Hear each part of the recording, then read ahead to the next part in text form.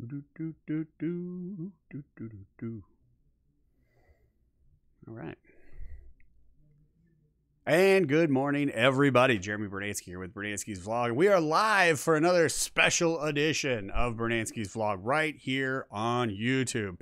That's right. A little different. We won't be doing the full episode today. We're just going to take a look at a couple quick things. And we'll let you guys get back to your Monday here in January. Happy New Year. I know we're a couple weeks in now, but hey, it's still January. It's still the first month of the new year. So go ahead and get that Happy New Year celebration out of your system because we're going to be rocking and rolling our way into February here very quickly.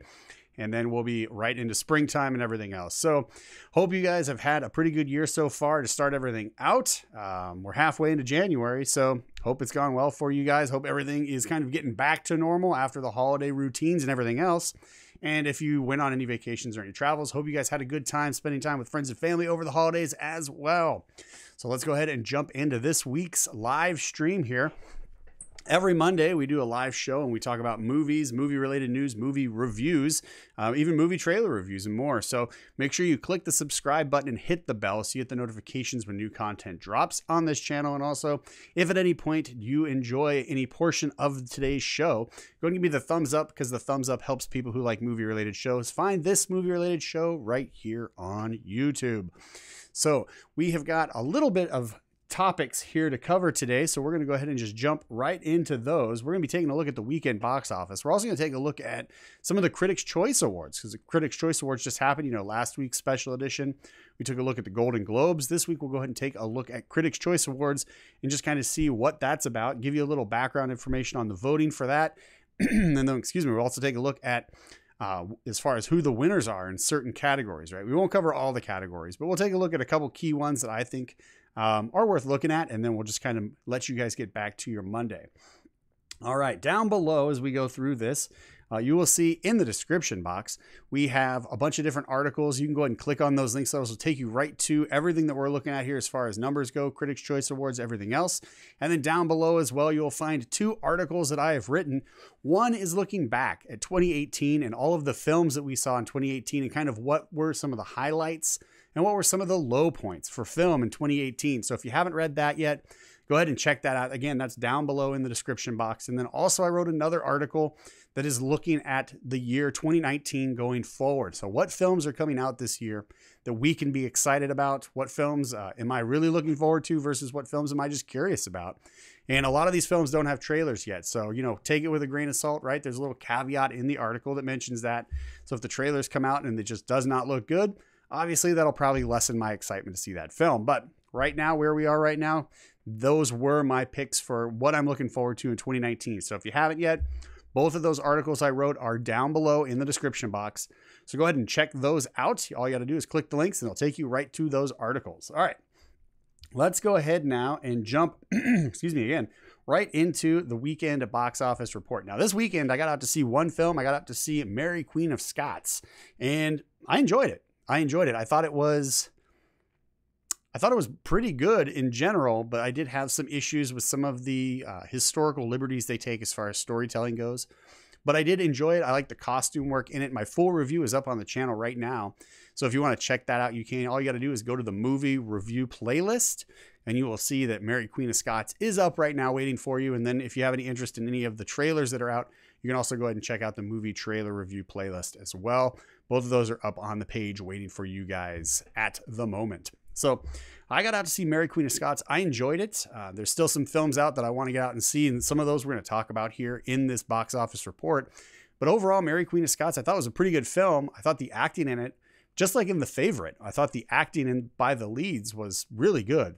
Quite fantastic, actually. And I was not disappointed in their performances at all. But this film did take some creative liberties as far as like historical accuracy was concerned, which confused me because I was watching the film and I was just like, I don't know that that is a thing that would have been happening at that time. So check out my review for more if you're kind of like, I wonder what Jeremy's talking about. That's what the review is up for. You can go ahead and check that review out and I'll explain everything there. Everything's kind of thought out and delivered for you guys right there on the movie review playlist. So check it out. All right, so let's take a look at the top 5 in the box office and then we'll kind of expand out from there. And we'll take a look at what you guys were seeing in theaters this weekend, right? So I saw Mary Queen of Scots. Let's see what you guys were seeing at the movies. Coming in at number 5, we have Escape Room at $8,900,000. Number 4, Spider-Man Into the Spider-Verse at $8 million even. Number 3, A Dog's Way Home at $11,300,000. Number 2, Aquaman at $17,265,000. And coming in at number 1 is The Upside with $19,590,000. So Kevin Hart and Bryan Cranston coming out really big, staying on top here with the number 1 pick. This is one of the films I'm looking forward to seeing. I've really liked the trailers, and the chemistry between Bryan Cranston and Kevin Hart looked really good and really believable on the screen. So looking forward to seeing that. We'll take a look at that here in a second, but let's go back to number 5. Let's go from number 5 up to number 1, as we always do. Escape Room. We talked about this last week. This film in its second week is already making money. Last week, it had a budget of $9 million. And last week it made that and then doubled it. So right now its box office total is $32,432,931. So in its second week, for a small kind of young adult horror film, it's already making money. It made its money back, then it's doubled it, and now it's making even more. So literally every dollar that comes in from this point forward, Escape Room is making money. So Sony's really got to be happy about that, as far as how that film delivered in like an audience reception, right? Because we took a look at it, the critic score, the critic score was not good, but the audience score was. The audience that walked in with a certain expectation for this film, and that expectation was met. So really cool to see that the people are getting out that enjoy these types of films and supporting them, because Escape Room is making money. And like I said last week, I would not be surprised if Sony greenlights Escape Room 2, because in its second week, this film is already making bucks. Number 4, Spider-Man Into the Spider-Verse. Excuse me, again, another Sony movie. Sony's got 3 in the top 5 this weekend, with A Dog's Way Home as well. But Spider-Man Into the Spider-Verse, not really surprised at all that this film is still in the top 5. I really enjoyed this. The animation is incredible in it. The story is really good. It's got heart. It's got humor. If you haven't seen Spider-Man Into the Spider-Verse yet, I don't know what you're waiting for. This film is a very well done animated film. The story works, the characters work, even the voices, like everybody who's doing the voice work really delivers believable performances that the animators were able to capture, and it just works. Everything in this film is just super good. So if you haven't seen Spider-Man Into the Spider-Verse yet, again, I don't know what you're waiting for. This is definitely one of those films that you should see on the biggest and best screen possible in your area, because the animation is that good. A Dog's Way Home, let's take a look here. As far as Rotten Tomatoes go and CinemaScore gave this film an A-, and Rotten Tomatoes gave it a 60% fresh and an 86% fresh for the audience. So critics and the audience all in agreement, as well as CinemaScore, all in agreement. All 3 of them are saying this film was a really good time. It was a really good story. So if you haven't seen A Dog's Way Home yet, I would go ahead and, just based on that, I'm looking forward to it. I'd recommend maybe considering that. Coming in at number 3 with $11 million on a budget of approximately $18 million, we could see this make its money back, and then possibly even make some more as the weeks progress, right? So overall, the trailers looked like it was going to be just a good family film about a boy and his dog. The dog gets lost and eventually comes his way back home, kind of like Homeward Bound or something like that back in the 90s, early 2000s, with those films about the pets that kind of have to go out into the country and find their family again. Looked similar to that. And again, I haven't seen it yet, so I can't really say with 100% certainty that that is what it is, but it did look similar to that. And I'm not surprised to see a good family film like this coming in the top 3 right now, when there's not really much competition out there coming up against it. And number 2 is Aquaman. Aquaman is officially in the $1 billion club as of yesterday. So congratulations to everybody that is working at Warner Brothers on Aquaman. Congratulations to everybody that was in Aquaman. You guys crossed the $1 billion mark. So job very well done there. Super good news for everybody involved with Aquaman and the DCEU. So if you haven't seen Aquaman yet, this was a really fun film. Last week, if you saw it, I kind of stack ranked it as the second best in the DCEU, right? So Wonder Woman would be the first. Then just above Man of Steel was Aquaman. And then below that was Man of Steel. So that was my top 3, was Wonder Woman, then Aquaman, then Man of Steel, and then we kind of go down from there, right? So Aquaman really surprised me at how good it was. I expected it to be good, but I didn't expect it to be as fun and as engaging as it was. I did have some issues with it, so if you want to get my full review on kind of what some of the weaker points in the story were, or weaker points in the film in general, go ahead and check out my review for that.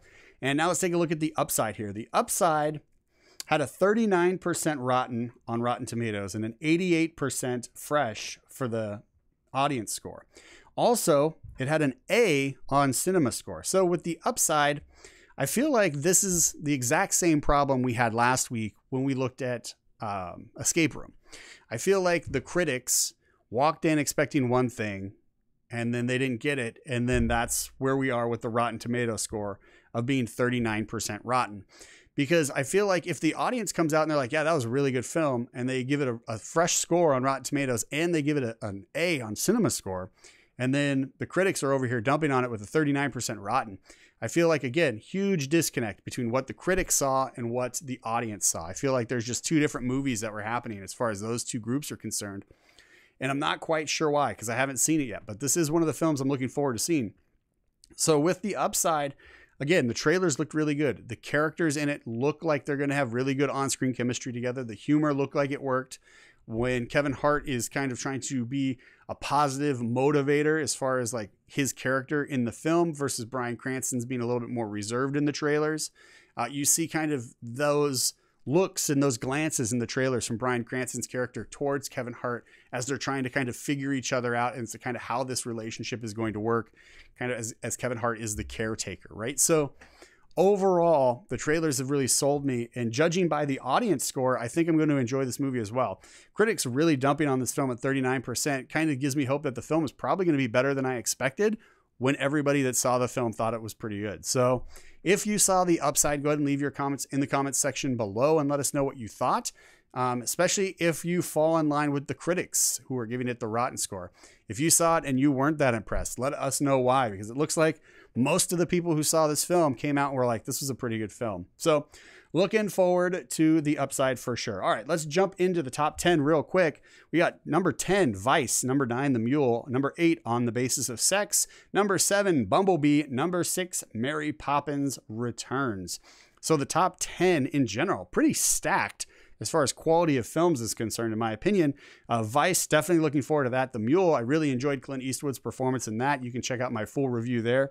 On the Basis of Sex, looks like it's going to be a really good biopic as far as Ruth Bader Ginsburg is concerned, and that's coming to us from Focus, and Focus usually does a really good job with those more dramatic, character-driven films. They seem to do a really good job bringing in talent that can really bring these people to life in believable three-dimensional ways, which is always nice.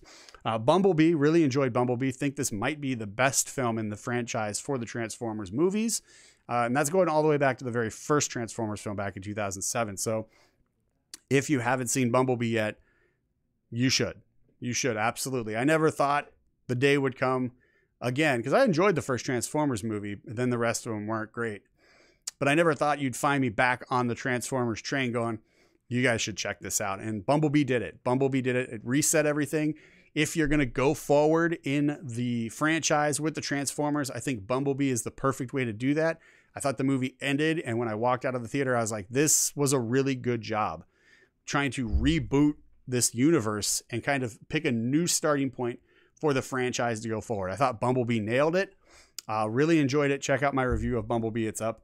Mary Poppins Returns, had a lot of fun in Mary Poppins Returns. I was surprised at how much I enjoyed the new songs and everything else. Emily Blunt nailed the character and persona of Mary Poppins.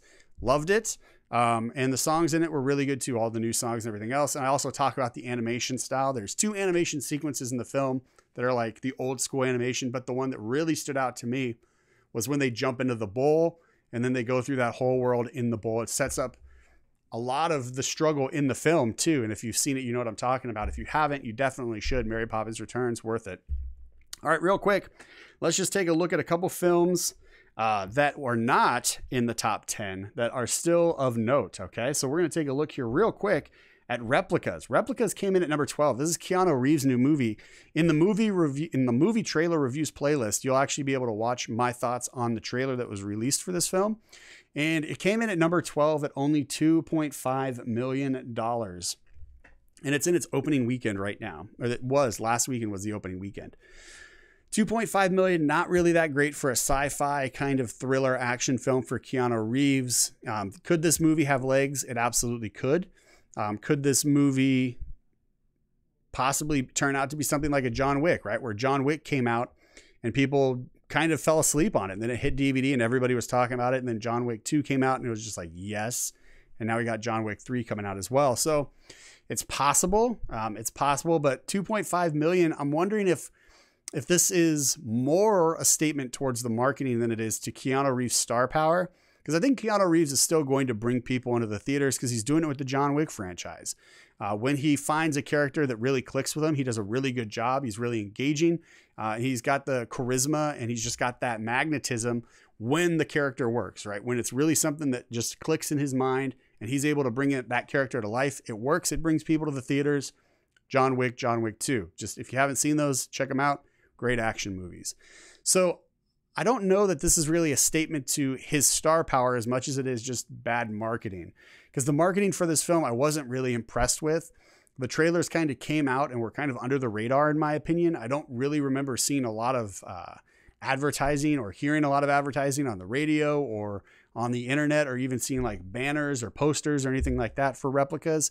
This film kind of came out way under the radar. Not sure why. But coming in at number 12, kind of surprising me, but if it's got some legs, if it's good, and people start talking about it, maybe we'll see it jump into the top 10 next week in its second week. We'll have to wait and see, but it's coming out opening with 2.5 million for a sci-fi action movie starring a big name star like Keanu Reeves. Not that great. And then also speaking of movies that aren't doing great, that have big name stars in it, we're gonna come right back to Holmes and Watson. Holmes and Watson, not in the top 10. Holmes and Watson, not in the top 15. Holmes and Watson, not in the top 20. This is John C. Reilly and Will Ferrell, two big names in comedy, two guys who have great chemistry on screen together and have really built a body of work that most of us have enjoyed, right? With all of their films where they're the buddy comedy team. Holmes and Watson definitely not doing it. Coming in at number 21 on the weekend. Coming in at number 21, it made just over $500,000 in its third week here. So not great. It had a budget of 42 million approximately. And so far it's only made about 30 million. So we're looking at a Will Ferrell movie with John C. Reilly just tanking and losing the studio money, which really surprises me, because again, these guys do really great comedy work together. They're a really good on-screen comedy team. They're a great duo. And they've got a lot of star power behind both of their names, right? So you see both of them are in movies, even if they're not together. At least for me, the curiosity goes up, right? I'm like, oh, this might be good. I'm interested. And then you put them together and you're like, I'm definitely interested because I've loved all the movies they've done up to this point. And then you get a movie like Holmes and Watson. I'm not quite sure because I haven't seen it. I'm not quite sure what happened, but the cinema score, the critics score for Rotten Tomatoes, as well as the audience score for Rotten Tomatoes, consistently bad. And we're seeing a Will Ferrell Reilly movie lose money. That's pretty big. So I'm not sure what happened in the formula that was working previously that isn't working now, but hopefully whatever their next film will be, they'll be able to take a look at this and go, this worked, or this is what didn't work. Let's not do that. Let's go back to what was working with a fresh new take on it and get back to those really good buddy comedy films that they're known for. If they decide to do that, right? If they decide to make another one, that would be what we would like to see as fans because we've liked the films up to that point. But with Holmes and Watson, something definitely went off the rails in a big way because these two guys, when you put them in a movie that should make its money back and start making money for the studios, right? It's like Justice League. How did Justice League do so bad? What happened in the formula? That's what we're looking at here with Holmes and Watson. What happened in the formula that really just didn't work with people for this film? So bad times for Holmes and Watson for sure.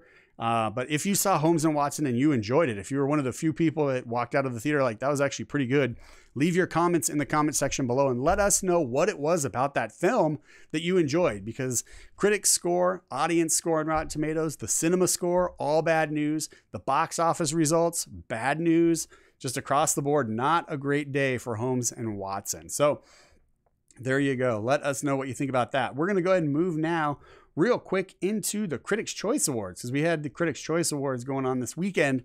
And just real quick, if you aren't familiar with that, I know I went over the Golden Globes with you guys and kind of how that works with voting and everything else. So now we're going to take a look at the Critics' Choice Awards. These are voted on by the Broadcast Film Critics Association, shortened is BFCA, BFCA, BFCA. And they have, they've got about 250 television, radio, and online critics, and it was founded in 1995. So about 250 voters in this block, according to the interwebs. So a little bit better than what we got right with the film critics, with the Foreign Press Association, sorry. Because there was only about 90, is less than 100. So here we got over 200. So we're getting a little better, right? We're expanding out the pool of info that we're pulling from. We're getting more info. We're getting more data from more sources, which hopefully means it's more accurate, and we can have a better idea of what is really happening as far as what people think that are in the industry working on these films and writing about these films and everything else. We can take a look and see kind of what is more an accurate representation of kind of what the critics think for these films. So even though we just kind of poo-pooed on the critics as far as Rotten Tomatoes is concerned, we are going to take a look at what they thought for the Critics' Choice Awards. And the article for this one is down below. This is coming to us from Us Weekly Online. So we're just going to take a look at a couple quick things here as far as what they're saying are the hits, and then we'll let you guys get back to your Monday. So real quick, coming in for the Best Picture in Film, we had Black Panther, Black Klansman, The Favorite, First Man, Green Book, If Beale Street Could Talk, Mary Poppins Returns, Roma, A Star is Born, and Vice. So out of those films, the one that took it was Roma. Now, I did not see Roma, but I am surprised out of all of these films that that's the one that won the Critics' Choice, because A Star is Born I thought was pretty good. Vice is getting really good reviews. I still need to see it. Mary Poppins Returns was really great. I'm hearing really good things about If Beale Street Could Talk and Green Book. The Favorite just did not work consistently for me. I thought it had 3 great stories in it, and I thought the actors in it did a great job, each in their role, each of the 3 ladies. But I felt like it was 3 different stories that were all trying to run at the same time, as opposed to just one story that was running and then kind of the other people were working and weaving their way in and out of that story. It felt like there's literally 3 stories happening at the same time. Black Panther, kind of surprised to see that in there for a Best Picture, but sure, why not? All right, let's go ahead and jump down. If you saw Roma, let us know what you think in the comment section, because that was a film I did not see. So seeing that win over the others that we just talked about definitely was surprising. All right, Best Acting Ensemble, we have Black Panther, Crazy Rich Asians, The Favorite, Vice, and Widows. The Favorite coming in with the win. And again, like you just heard, the 3 ladies that lead up that film do a great job together. The story, again, 3 separate stories, but each one acting in their own story. They nailed it. I really liked their performances in that film. So congratulations to everybody in The Favorite. Best Director, we got Damien Chazelle for First Man, Bradley Cooper for A Star is Born, Alfonso Cuarón for Roma, Peter Farrelly for Green Book, Yorgos Lanthimos for The Favorite, Spike Lee for Black Klansman, and Adam McKay for Vice. And Alfonso Cuarón gets it for Roma. So again, if you saw Roma, let us know what you thought down below. And then we're going to jump down to Best Cinematography. Alfonso Cuarón for Roma, James Laxton for If Beale Street Could Talk, Matthew Libatek for A Star is Born, Rachel Morrison for Black Panther, Robbie Ryan for The Favorite, and Linus Sandgren for First Man. And again, Alfonso Cuarón with Roma bringing it in. So that's 3 wins so far for Roma. So again, maybe there's something to see here in this film. If you haven't seen it already, don't know, can't say, haven't seen it. And then we will jump down to Best Visual Effects, and then we'll jump into Best Animated Feature, and then I'll let you guys get back to your day. So Best Visual Effects, we have Avengers Infinity War, Black Panther, First Man, Mary Poppins Returns, Mission Impossible Fallout, and Ready Player One. Now, out of these, Black Panther was the big winner, which is a big surprise to me. Now, I really liked Black Panther, and I liked how it created a brand new world for us to enjoy and explore.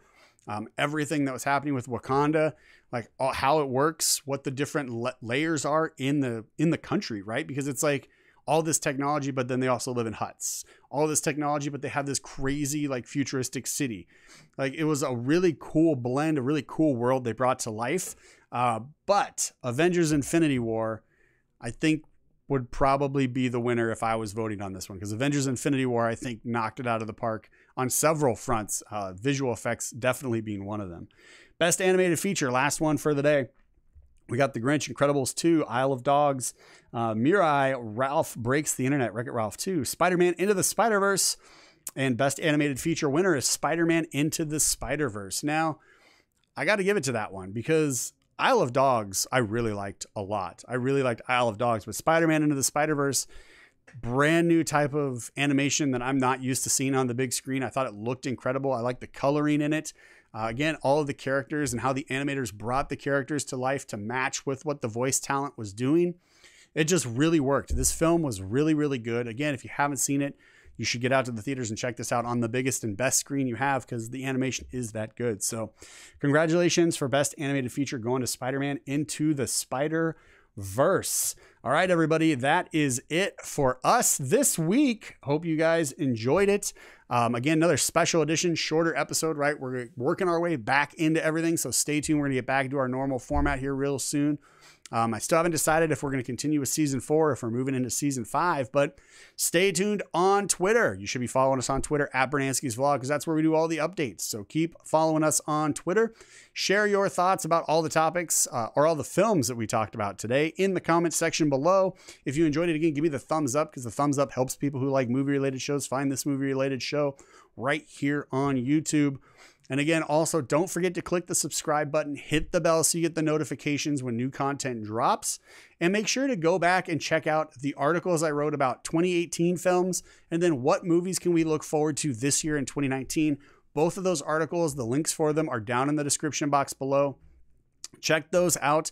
And if you want to start your own YouTube channel, your own Twitch stream, your own IGTV, your own Facebook Live, whatever the case may be, I threw some entry-level gear down below that you guys can check out as well. And that will get you guys started into whatever content you want to create for the interwebs, whatever video content you want to create. So go ahead and check those out. They're down there. They're waiting for you. You guys will have a ball. Thank you so much for joining me today. Again, I'm Jeremy Brunansky. This is Brunansky's Vlog live on YouTube. Hope you enjoyed it. Check out the movie trailer reviews playlist. Check out the movie reviews playlist. And we will see you guys next time. And until then, and as always, good night and good luck. Take care, everybody. See you next time. Bye-bye.